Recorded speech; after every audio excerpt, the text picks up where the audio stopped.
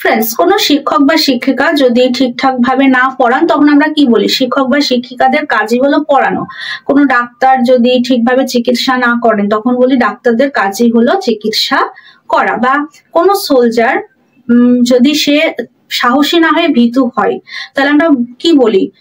সোলজারদের হচ্ছে কাজই হলো সাহসী হওয়া। বা যদি বলি সে সাহস থাকা দরকার, সোলজারদের কাছে সাহস থাকাই উচিত বা সাহস থাকাই দরকার। তো এই ধরনের সেন্টেন্স আমরা কিভাবে ইংলিশে বলবো? দেখুন, এই ধরনের সেন্টেন্সের ক্ষেত্রে মেন টু এই ফ্রেজটা ব্যবহার করা হয়। Meant to, meant to be এবং meant to have, meant to be, meant to be, meant to have।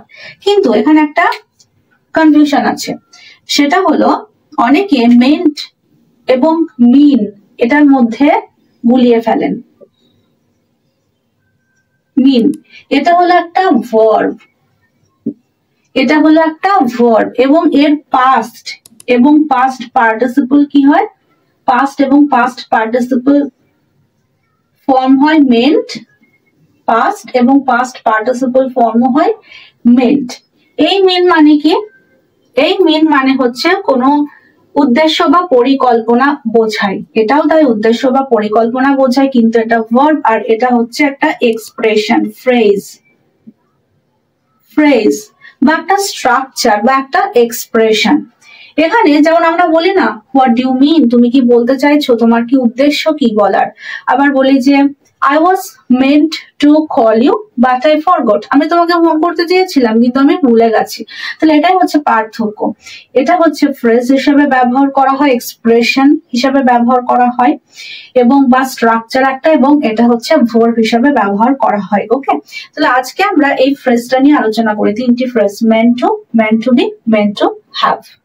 Friends, প্রথম আছে meant to। meant to কে কখন আমরা ব্যবহার করব সেন্টেন্সের মধ্যে? প্রথমে যে উদাহরণগুলো দিয়েছিলাম, রেসপন্সিবিলিটি বোঝাচ্ছিল না, যখন একজন শিক্ষক বা শিক্ষিকা পড়াবেন না তখন আমরা মনে করিয়ে দিই তার রেসপন্সিবিলিটি কি বা তার দায়িত্ব কর্তব্য কি। তাহলে যখন আমরা কারো রেসপন্সিবিলিটি বা ডিউটি কাউকে মনে করিয়ে দেব তখন আমরা meant to ব্যবহার করব, অর্থাৎ উদ্দেশ্য বা পরিকল্পনা বোঝায়, উদ্দেশ্য বা পরিকল্পনা। তাহলে meant to দিয়ে যদি আমরা সেন্টেন্স গঠন করি, স্ট্রাকচারটা কি হবে? প্রথমে সাবজেক্ট হবে, এরপরে বি ভার্ব, am, is অথবা আর, অতীতের ক্ষেত্রে was অথবা were, ফিউচারের ক্ষেত্রেও কিন্তু আমরা am, is, are ব্যবহার করব। Okay, plus meant to, meant to plus এখানে ভার্বের বেস ফর্ম।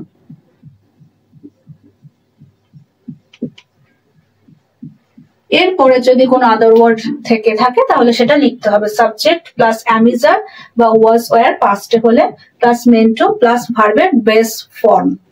যেমন শিক্ষকদের কাজই হলো পড়ানো, টিচার সাবজেক্ট হলো, যেহেতু এটা প্লুরাল নাম্বার সেই কারণে আর, টিচার্স আর, এরপরে এক্সপ্রেশনটা লিখতে হবে meant to কি?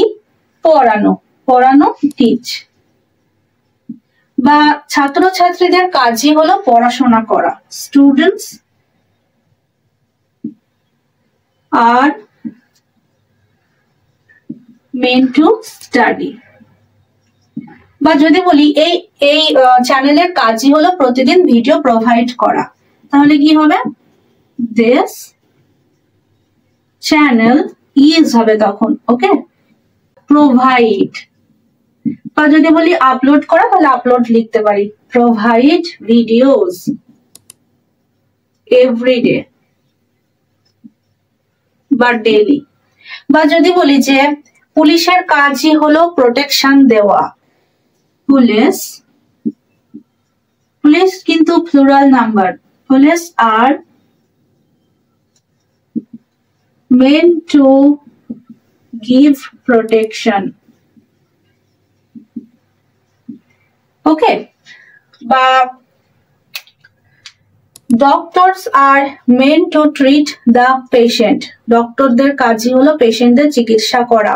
বা যদি বলি তার কাজ ছিল টিমটাকে পরিচালনা করা, দেখুন তার কাজ ছিল, তাহলে এখানে she was হবে, she was meant to lead the team. She was meant to lead the team. তাহলে এইভাবে আমরা meant to দিয়ে সেন্টেন্স গঠন করতে পারি যখন আমরা কারো রেসপন্সিবিলিটির কথা বলবো, ডিউটির কথা বলবো, দায়িত্ব, কর্তব্য, পরিকল্পনা এসবের কথা বলবো। প্রথমে সাবজেক্ট, তারপর বি ভার্ব, তারপরে meant to, তারপর ভার্বের বেস ফর্ম। ফ্রেন্ডস, পরে আসি meant to be দিয়ে। meant to be কখন ব্যবহার করব না, কারো যখন কিছু হওয়ার কথা আমরা বলি, হওয়া বা হওয়া উচিত বা হওয়ারই কথা, সেক্ষেত্রে আমরা meant to be ব্যবহার করব। তাহলে সেন্টেন্স স্ট্রাকচারটা কি হবে? Subject am is are was were, meant to be হবে এখানে, এর পরে এখানে কোনো ভার্ব বসবে না, এখানে অবজেক্ট বসবে। Subject am is are was were meant to be plus object. যেমন শিক্ষকদের কি হওয়া উচিত? আপনারা বলুন তো। শিক্ষকদের হওয়া উচিত দায়িত্বশীল। তাহলে শিক্ষকদের দায়িত্বশীল হওয়াই উচিত, এরকম আমরা বাক্য ব্যবহার করি, তাই না? তাহলে এই ধরনের সেন্টেন্সের ক্ষেত্রে আমরা meant to be ব্যবহার করব, এই স্ট্রাকচারটা ফলো করব। তাহলে শিক্ষকদের দায়িত্বশীল হওয়াই উচিত বা শিক্ষকদের দায়িত্বশীল হওয়ারই কথা। Teachers are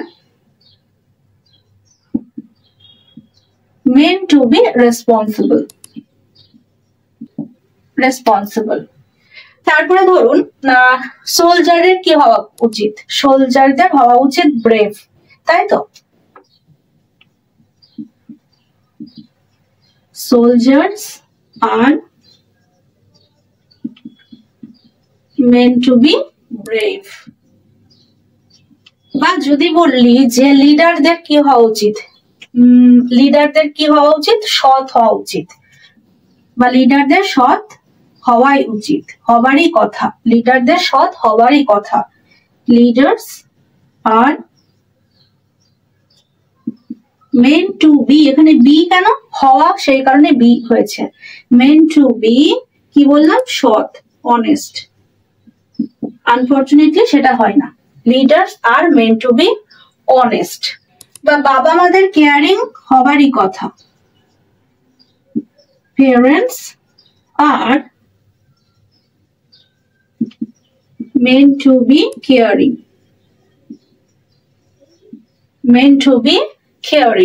তাহলে meant to be আমরা কখন ব্যবহার করব? যখন কারো কিছু হওয়ারই কথা, হওয়া উচিত এরকম আমরা বোঝাবো, সেক্ষেত্রে meant to be ব্যবহার করব।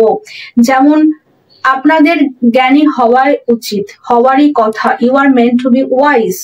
এখানে যদি পাস্টে হতো তাহলে ওয়াজ অথবা ওয়ার আমরা ব্যবহার করতাম। এখানে অনেকে প্রশ্ন করবেন যে শুড দিয়ে করতে পারি কি সেন্টেন্স গুলো? শুড বি, হ্যাঁ শুড বি দিয়ে করা যায়, কিন্তু আমরা যেহেতু আজকে সেশনে meant to দিয়ে সেন্টেন্স গঠন করছি, সেই কারণে শুধু এগুলো দিয়ে সেন্টেন্স গঠন করি। তাহলে গেল meant to be। চলুন এবার meant to have দিয়ে কি করে সেন্টেন্স গঠন করতে হয় সেটা শিখে নিই। meant to have, এই হ্যাভ মানে পজেশন, এই হ্যাভ আমাদের আর পিছন ছাড়বে না, তাই না? meant to have মানে কি? কারো কাছে কিছু থাকারই কথা।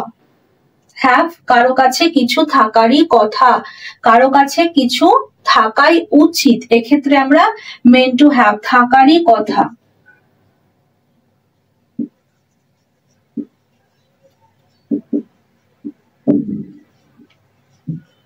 কারো কাছে কিছু থাকারই কথা, এক্ষেত্রে আমরা meant to have ব্যবহার করব। স্ট্রাকচারটা যা আছে তাই, এখানে meant to have হবে প্লাস অবজেক্ট হবে। meant to have plus object. যেমন শিক্ষকদের কি থাকা উচিত? শিক্ষকদের কাছে জ্ঞান থাকা উচিত। শিক্ষকদের কাছে জ্ঞান থাকারই কথা, এরকম সেন্টেন্স আমরা যদি বলি। Teachers are meant to have কি থাকা উচিত?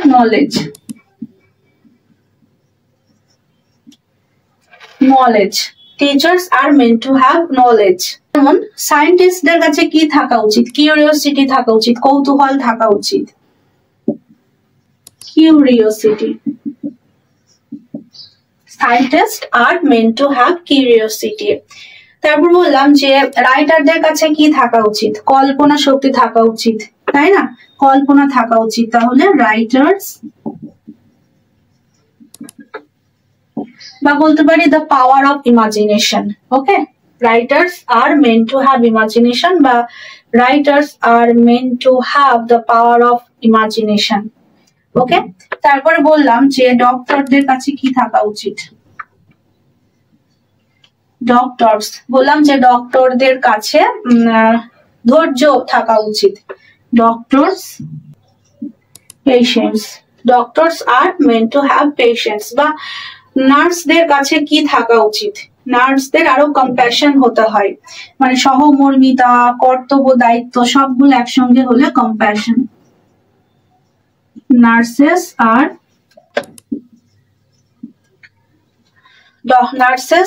meant to have compassion, মানে করুণা, অনুভূতি।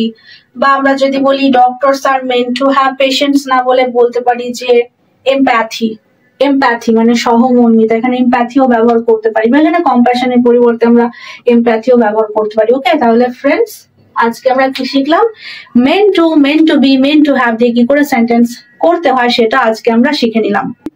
তাহলে ভিডিওটা যদি ভালো লাগে অবশ্যই লাইক এবং শেয়ার করবেন। দেখা হচ্ছে পরের সেশনে। ততক্ষণ সবাই ভালো থাকবেন, সুস্থ থাকবেন। Thank you.